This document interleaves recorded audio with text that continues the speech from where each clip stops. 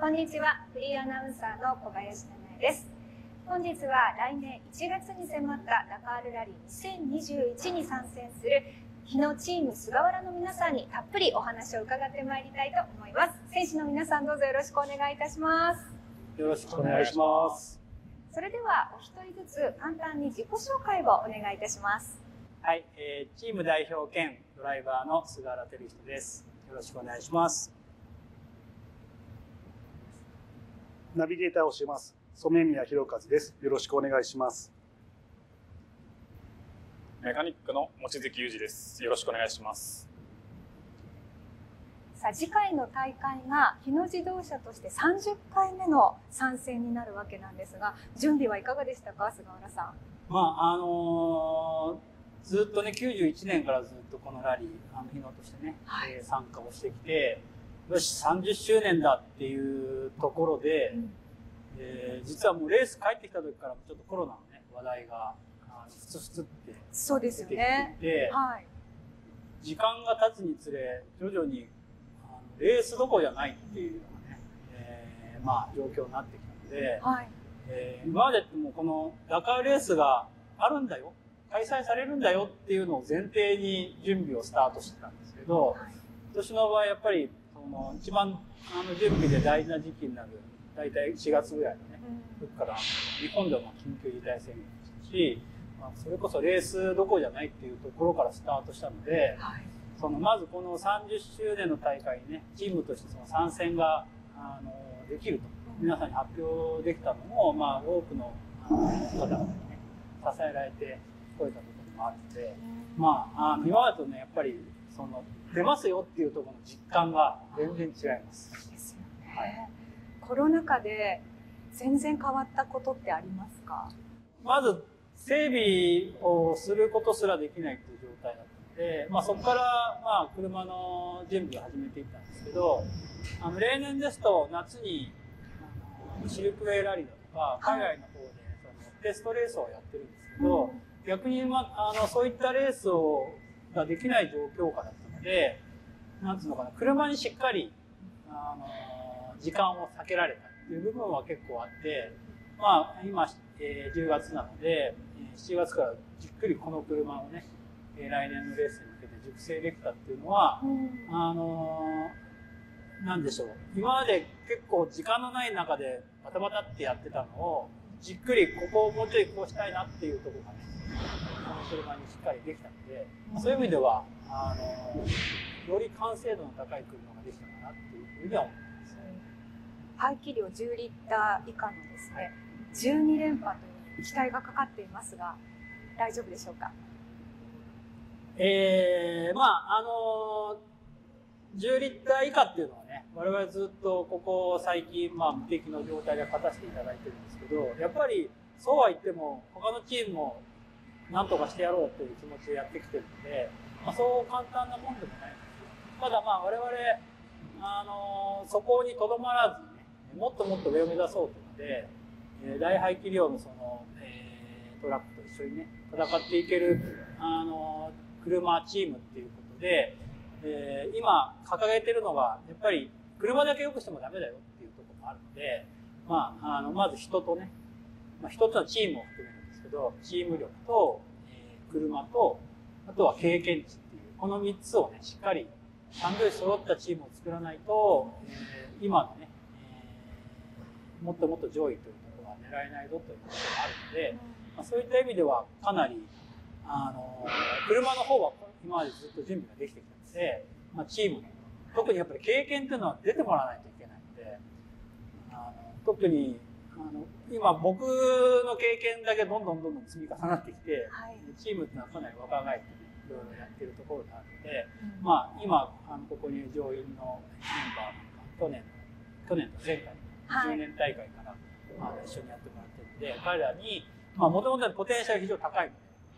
彼らに経験を積んでもらって、他にもメカニックサポート隊っていろんな形でチームが形成されているんだけど、そういった人たちにしっかり経験を積んでもらってチームがより強くなっていけばいいなというので今動き出しています。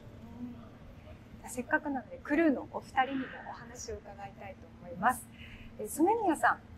ナビゲーターをされていらっしゃいますが、染宮さん、国内外のラリーにナビゲーターとしてご参加されてますけども、今回ダカールラリーに昨年から今年から参戦された経緯は何なんでしょうか。今回ですね、もうダカール、この菅原さんのチームに参加することができたのは、実は2020年大会で2号車のドライバーをした花輪さんとの関係が非常に深いものがありました。で2020年、秀吉さんが新しい代表になってチームが申請されるというタイミングで、花輪さんが2号車ドライバーになり、そのタイミングで菅原さんの方も誰かナビゲーターいないかなという話があった時にたまたまご紹介していただいて、で私も自分の人生の中でダカールが自分の人生に交わるって全く思ってなかったんですけども、そのタイミングでちょっとテルさんとお話しさせていただいて、テルさんに一目惚れしていただいて、今回ナビゲーターになることができました。ちょっと冗談ですけど、はい、でもそんなご縁で今回ナビゲーターとさせていただいています。ダカールラリーの印象ってどうですか？そうですね、私もさまざまなラリー、日本国内、世界各国いろいろ経験したんですけども、やはりこの世界一と言われるダカールラリー、規模も、レースの長さ、スタッフさもやはり、ずば抜けていました。でもそのタフさが逆に楽しさであったり、苦しいけどそれが、喜びに変わったりと、非常にいい経験をさせているかと思っています。染宮さん、トラックっていうのも初めて？全く初めてでした。でこれまで乗用車タイプ、世界ラリー選手権とかっていう普通の乗用車タイプが多かったんですけども、今回トラックに乗ってこの視点の高さと車の強さ、車が壊れずに乗員が壊れるんじゃないかっていうぐらいに強いトラック、これちょっとびっくりすると同時に楽しかったですし、今後もぜひ自分の体力をつけていって皆さんに貢献できるようにしていきたいなと思っています。タフですもんね。本当タフです。まあそれこそね、今言ったように車が壊れないんですよ、誕生だから、はい、でも中の人がいつ壊れんじゃないかってぐらいの今戦いになってるんで、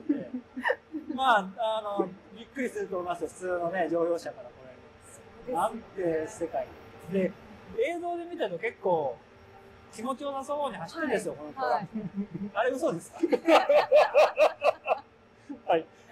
視界は気持ちいいんですけど、衝撃はすごいので、すごいんですね。時々脳震盪来るんじゃないかというガーンっていう振動なんですけども、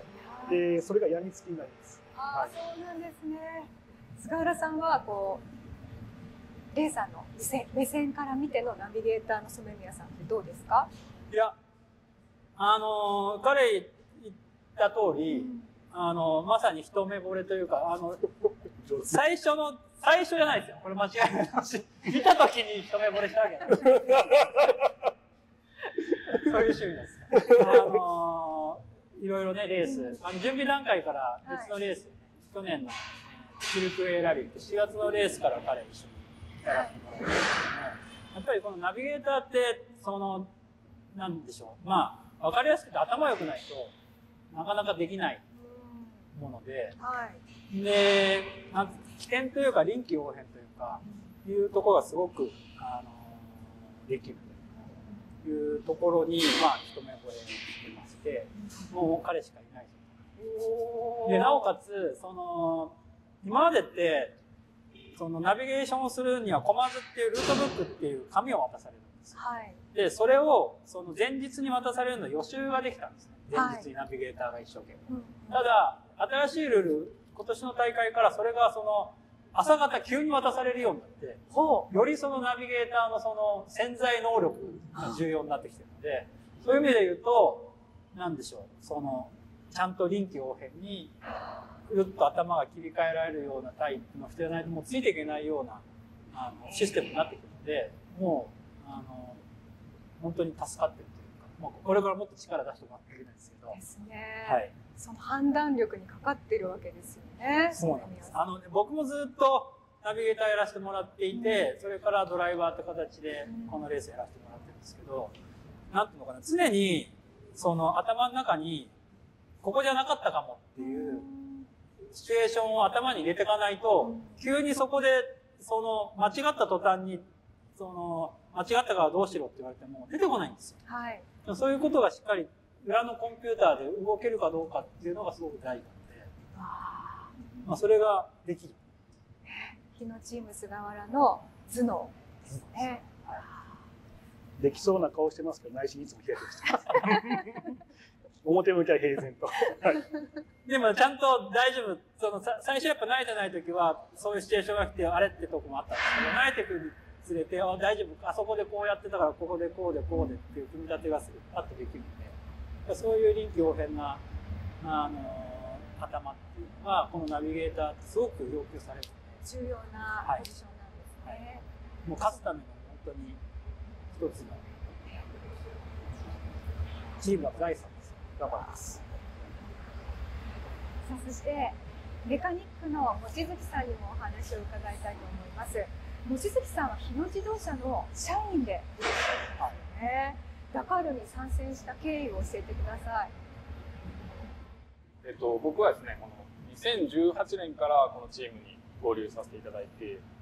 まさにこの車両をですね、作ってる現場に入らせていただいて、もうこの車は何でも知ってるつもりです。おー、頼もしい。で、その19年大会からその社員メカニックとして、参戦させていただいてまして、その同大会、2019年の大会中に、メカニックだけで終わるんじゃなくて、自分も選手としてこのダカールラリーで戦ってみたい、チャレンジしたいっていう気持ちがすごい、実際レースに行ってすごく感じました。それでその大会終わった後に大型免許取ったり、モータースポーツのライセンスなどを取って、でその2019年のですね、シルクエイラリーっていう前哨戦やってるんですけど、それでそこから参戦させてもらってます。そうなんですね。もう数多くの方の協力によってもまさに今ここに自分が入れるという感謝してます。日野社員の選手としての参加っていうのは97年の橋本さん以来、そうです。2人目なんですよね。そう、30年で2人。そうですだけ。すごいです。どうですか、菅原さん。まあそれこそね、今言ったようにこの車本当にゼロの状態、何もないような状態から作り上げてきたメンバーでずっとやってくれてますし、はい、で、19年の大会ではこの車のチーフメカニック、この車の、まとめ役、メカニックのまとめ役もやってくれていて、まあ、車のこと本当に全部穴の位置まで全部分かってます。どこなんですごいな。分かってちょっといいですね。あそこにちょっと穴がいるだけで、ちょっとだけいいです。まあそれぐらい知識もあるし、で、いや出たいんですっていうのも、これはすごいチームとしてこうやって日野のその本社のメンバーに実際そのメカニックでやってるのが仲いいのに全く違うんですよ。なのでぜひ乗ってもらいたいので、まあ僕の方からもその本社の皆さんの方にお願いして、で、まあそういう形でやらせてくださいと。で、彼もそれに応えてくれて、結構大変なんですよ、その免許。そうですよね。免許もそうだけど、そのライセンスって競技に出るための。はい。で、まあそれ皆さんもともとレースもやったので、持ってると。ただ、一から取らなきゃいけないので、そういったところもしっかりやって、で、準備もできたので、ぜひお願いしますということでやってもらっています。まあこれから本当にこのチームをね、その日野の社員の中で引っ張っていく存在だと思います。鈴木さん、選手として車両に乗った時の感想など教えてください。そうですね。まあそのメカニックでやってきた時とはもう全く世界が違いました。やっぱり乗ってみないとわからないってことがすごくたくさんあって、で逆に言うとその乗って体感したことをですね、的確にその他のメカニックに伝えたり、セッティングに貢献したりっていうところがすごいやっぱ乗ってみて、乗らないとできないかなと思いました。まあ、当然その過酷な状況下で体的にはもうなんですかね、内臓がかき回されてる感じになっちゃうんですね。ずっと激しい振動が続く。そんな中でやっぱり車の状況を把握したりして、的確な情報をやっぱり外に出していくのも仕事かな。3人のコンビネーションはどういう感じなんですか？こんな感じだ。そうなんですね。レース中なんか呼び合ってる名前とかあるんですか？呼び合ってる？呼び合うことあんまないか。てるさん、もっちてるさん、ー、もっちー、そう、もうそんな感じで。染さん。まあ、そんな感じのなんか、まあでも呼び合うことあんまないかな、この社内。結局、なんか途中でもう意識が朦朧じゃないけど、誰に言ってるかって大体わかりますよね。誰に向けて言ってるか。ずっとやっぱ会話はしてるんですか？基本はナビゲーターがずっと喋ってます。というのも、彼が指示しないとこっち何があるかわかんないので、次分岐がありますよとか、穴が来るので気をつけてくださいねとかっていうのをもう基本ずっと喋りっぱなし。喋りっぱなしです。ずっと。そうで、それに対して僕なんかが、どっちだっけとかなんだっけとかっていうのを聞いて、で、モッチーの方は、彼は、中にね、ただ座ってるだけじゃなくて、タイヤのその空気圧を中から調整できるんですよ。ボタン一つ。そういうことをやってたりとか、あと、スピードコントロールゾーンでそのリミッタースイッチをしたりとか、なんかちょこまかいろいろやってもらってるので、そういったところでも、いろいろやってもらってますし、あとはやっぱり、せっかくその3人乗って、例が6個あるわけですから、はい、危険の場所っていうのも彼も、我々が見てるところよりもっと遠いところとか、どうしてもこうなりやすいので、ドライバーなんかも、一瞬のミスも許されないので、視野がちょっと狭くなりやすいので、その広い部分を見てもらったりとかっていうので、まあ、これも経験でね、最初はちょっとなかなか慣れないところもありながら、ここで声出しちゃっていいのかなとかっていう、そのとこもあったりもするはずなので、そういうのも徐々にやっていくうちに。余計な情報は入れない方がいいんじゃないかな。聞きながら黙ってたり、ここは言っていいところだなとか、そこの判断を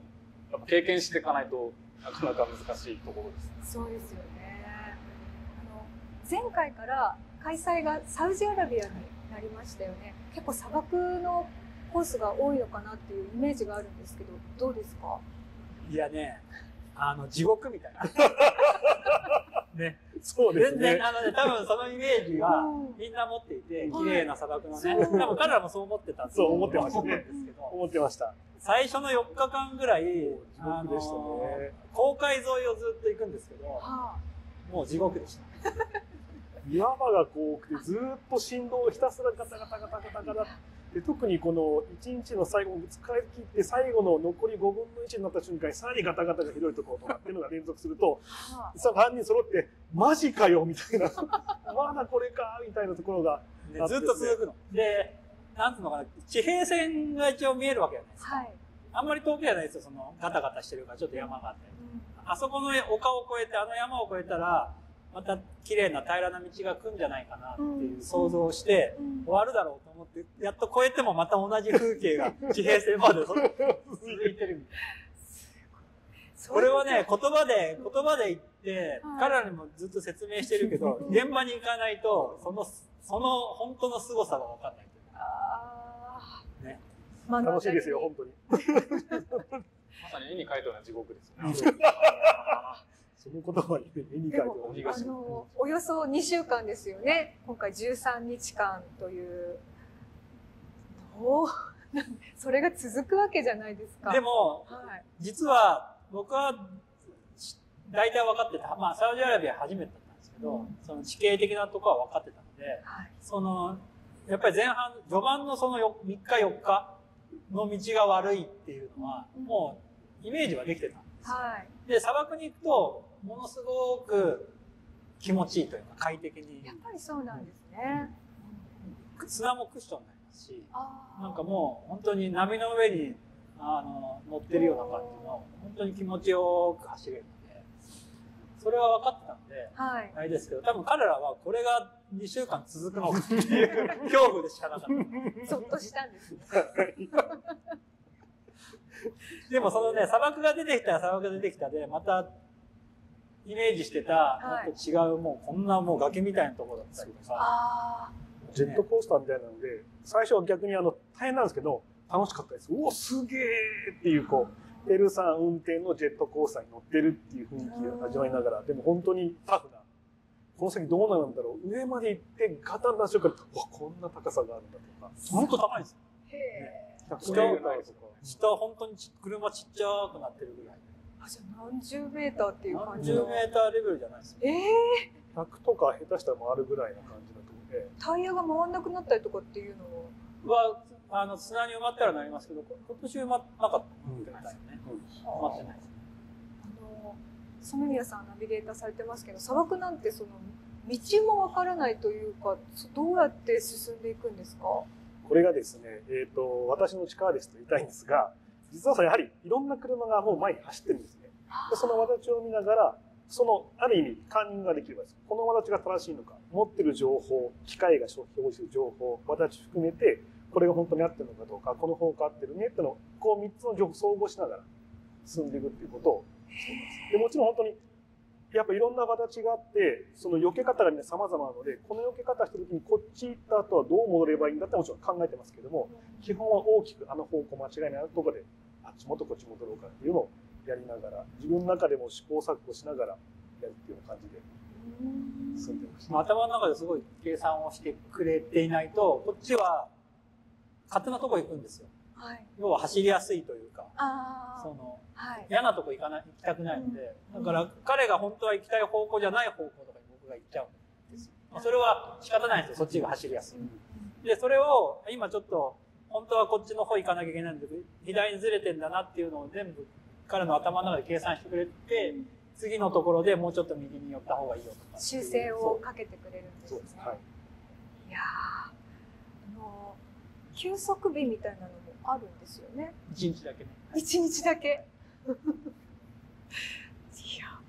食べ物とかって素朴な疑問なんですけど、どうしてるんですか？どうしてるんですか？基本はまずサービスみんながスタート前と終了後は、大きなもう本当ダカールラリーパークの感じで、大きなもう施設が出来上がってるんですね。そこに食堂もあれば、シャワーもあれば、まあ常温レベルですけど、あとは救護施設があったり、いろんなものが出来上がっていて、マッサージセンターとか。そう。実は私はマッサージ皆勤賞でした。毎晩行ってカードをこう。いや、大事ですよ。メンテナンス自分も。結構リラックスできる場がね、食事食べながらみんなで話をしたりとかっていうのができてましたし、意外とそこは充実して、砂漠でしもテントですけども、好きな人にとってはすごく充実した場所かなと。じゃあその中継ポイントが一つの。そうですね、ゴールをするとそこに行けるので、だからまずね、1日のゴールをそこまでするっていうのが、大事で。で、走ってる最中は、そのヘルメットをかぶって、その競技をしてるときはもう、本当にタイムを出さなきゃいけないので、もう何も飲まず食わず。でも今そんなに長くなくて、昔、僕がアフリカでやった頃って、そのヘルメットかぶってる競技で十何時間とか平気であったんですよ。もうそれこそ地獄ですよ。だって12、3時間、トイレも我慢して、食べ物も我慢して、もう頭の中朦朧とした中で走っていて、もう本当に過酷だったんですけど、今はそういうことはやめようと、時代的に。で、コースは厳しくて大変なんですけど、より凝縮してるんですよ。だから長くて7時間ぐらいだと思うんですね。そうなんですね。そのヘルメットかぶって5時間ぐらいが大体平均で、その間なので、水分取る人は水分、なんていうのかな、チューブみたいなの取れますし、僕は水分を取らずにずっと走ってる感じで、そこのレースをする前後に移動区間っていうのがあるんですよ。いきなり街のこの中からレースできない。そうですね。砂漠のところのレースできるところまで移動するのが、あるので、そういうところでは、彼らに行ってお菓子とか飲み物を出してもらって、ビーフジャーキー食べて、カキピー食べて。そうですね。今日もカキピーないのみたいなね。なんかしょっぱいものが食べたくなる。でも望月さんはメカニックでいらっしゃるから、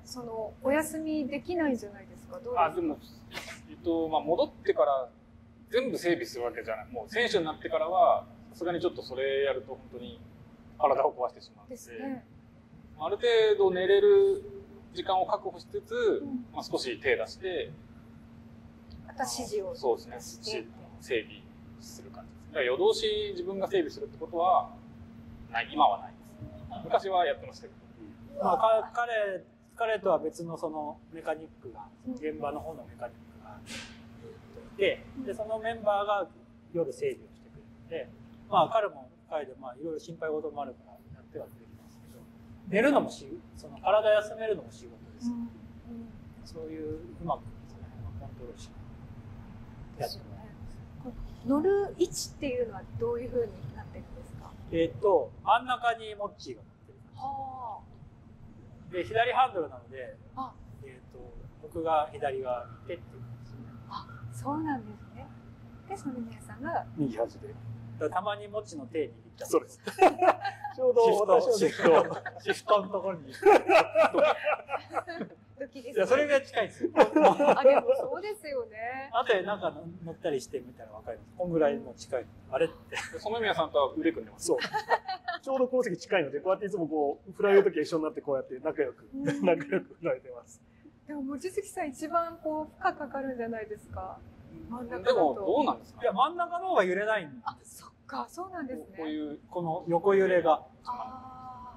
こうならなくて、外側の方が、この振り子じゃないですけど、こう揺れるので、まあ、大して変わんないと思いますけど、まあ、どこ乗ってても辛いです。前回と走行ルート 100% 変わるっていう。来年、はい。はい。次回、はい。次回が。どうですか？でもそういう方が、まあ、さっきも言ったように、その、ナビゲーションのところもね、ポイントになってくるので、まあ、しっかりしたナビがいるので、うちは強みだなと思う。で、しかも来年、次回から、その、コマズってさっき言った指示書が、電子になるんですよ。要するにタブレットになっちゃう。今まで紙媒体だったんですよ。で、紙媒体をポイッと渡されてやってたんですけど、それがタブレットになるので、余計多分、情報が開けないというか、その時になってスタートになった瞬間からじゃしか見れないっていう、先も多分見れないんだと思うので、そうなってくるともう、その場で、ね、いかに。ドキドキですね。すごいとなるか、マジかよなのか。本当に。もう本当にだから、いい意味で行き当たりばったり、行ってみてじゃあどうなんだ。でそこの中でもう、この情報にもう瞬時に適用できるかどうかっていう、熾烈なナビの戦い同士がやっぱり始まるのかな。その、なんだろう、大きいチームになればなるほど、はい、逆に言うとその、今までのルールだと、全部丸裸にされちゃうんですよ、実は。その、まあ、こういう時代なんで、パソコンで衛星写真で全部見れる。Google Earth っていうその無料のシステムがあって、それでもう逐一全部砂丘の状態とかって見れちゃうんですよね。そうすると、大きなチームなんかはもうその専用の解析メンバーがいて、ここは危ないからこうしろっていうのができるようになってきちゃってるんで、まあそういうのをみんな、うちらは雇えないじゃないですか。大きなチームで。みんなイコールコンディションにしようというので、さっき言ったコマ図を浅く配ったりとか、次回からその練習デバイスにしてみんな見れないようにしたりというような形になっているので、まあ、我々にとってはすごく、まあ、大歓迎。そうですね。裸一貫で戦うみたいな。かっこいいですね。で、10月に、シェイクダウンテスト。シェイクダウンテストを行ったっていうふうに伺ってるんですけど、手応えはいかがでした？もうこのメンバー揃ってね、やってきまして、で、まあ、次回に向けては、その、道が悪いぞっていうのはもう分かりきってるんで、さっき言ったように地獄を走らなきゃいけない。そうですね。地獄をいかに、しっかり走れるかっていうのが、まあ、ポイントになるなというのを、まあ、レース終わった後からもずっと言っていて、そこを改善しよう。要するに乗り心地を上げよう。乗り心地を上げると、乗員が楽になるとドライバーは踏めるので、ペースを上げられる。乗り心地が悪いと、車も壊しちゃいけないと思って、ペースを落とさないといけない。っていうので、タイムが落ちてきちゃうことがあるので、そこを重点的にやって、かなりいい手応えがこの間、出たので、これは楽しみだなと思って。お二人はいかがですか？もう乗り心地が良くなりましたね。もうテストしていくのに走ってすぐ、あれだいぶ違うなと。でやはりナビゲーターずっと今までそういろんな機械を見たりとか、その本を見たりとか、すごくあちこち見ているので、この振動は結構辛いんですね。そうですね。で特にこう下を向いて何か新書を見てる時に強烈な振動が来るとガンと振られて、こう横のバーで頭をつけてはーってなんか星が飛ぶってことがあるので、やっぱそういうのがなくなってくるとより集中力が継続できるかなと。やっぱそのさっきペーさんが言ったように、ドライビングも良くなるでしょうし、こちらも余裕を持ってもう少しナビができるかなっていうところは絶対改善点があるかなと思ってます。はい。望月さんはいかがでした？そうですね。この車にデータロガーっていうのをちょっと積んでるんですけども、それをちょっと今回一新しまして、各部のセンサーがついてまして、そういうそのデータロガーの作動確認、そういうのもできて、あとはさっきも言ったように乗り心地の面では、そのショックアブソーバーの細かいセッティングっていうのを今までちょっとすごい時間をかけてやるってことがあんまりできてなかったので、今回のテストはですね、しっかりと時間をかけて熟成できたかなと思います。メカニックとしても結構なんですかね、いいデータが取れて、いいテストになりました。ですよね。これまで以上に車両と向き合う時間が皆さん。そうなんですね。時間がやっぱり取れたっていうのは大きくて、で今までってその感覚的なところが多くて、しっかりそのデータをもとに分析をしてやっていこうっていうことが時間がないとなかなかできなかったんですけど、一つ一つそのデータを取って、こういうふうにやるとこういう数値が出るんだよっていうのを、実験ですよね。実験の時間をたくさん取れたんで、そのいろんなパターンで実験をしていって、データとして出てきたものの、ここ一番いいじゃないっていうのを実際車にやってみると、やっぱり本当にいいんですよ。実験でよく出てるので。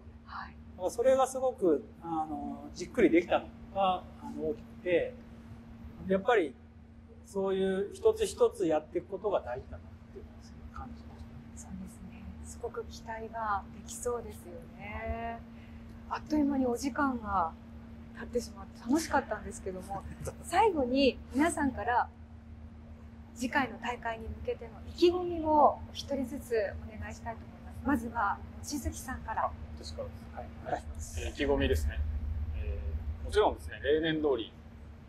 チーム一丸となって上位を目指してまいります。でまたですね、社内選手としてデータ取りですね、その辺も技術開発に必要なことですので、そこら辺の任務もしっかり遂行して頑張っていきたいと思ってます。頑張ります。この3人同じクルーで2回目のダカールを迎えます。2020年大会で非常にチームワークよく戦うことができました。そしてこのチームワークをぜひ2021年大会でも発揮して、もちろんクラス優勝は当然のことですが、さらに上位を目指してトップ5に迫るような結果を残せるようにナビゲーターとして皆さんに尽力していきたいと思っています。頑張ります。まず僕はね、チーム代表っていう立場と、あとドライバーというね、立場と両方あるので、まずチーム代表という立場では、こういったコロナ禍でね、まず感染防止対策をしっかりして、チーム員全員でスタート台に立てないといけないなと思っているので、まずそこをしっかりね、徹底してやっていかなきゃいけないなと思っています。で、ドライバーとしては、やっぱり、先ほども言ったように、今、勝つための3要素、人、車、経験っていうのを、しっかりつけてきている最中なので、とにかく展開以上の、ね、成績を残して、トップ5にしっかり食いついていけるようなね、我々の10リッター未満の12連覇っていうことだけじゃなくて、もっともっと上位とね、戦える姿がこの3人で、形作れたらいいなと思ってますので、ぜひ期待していただければなと思います。さあ、ダカールラリー2021は来年の1月3日から15日までの13日間で競われます。皆さんの活躍期待しています。頑張ってください。頑張ります。頑張ります。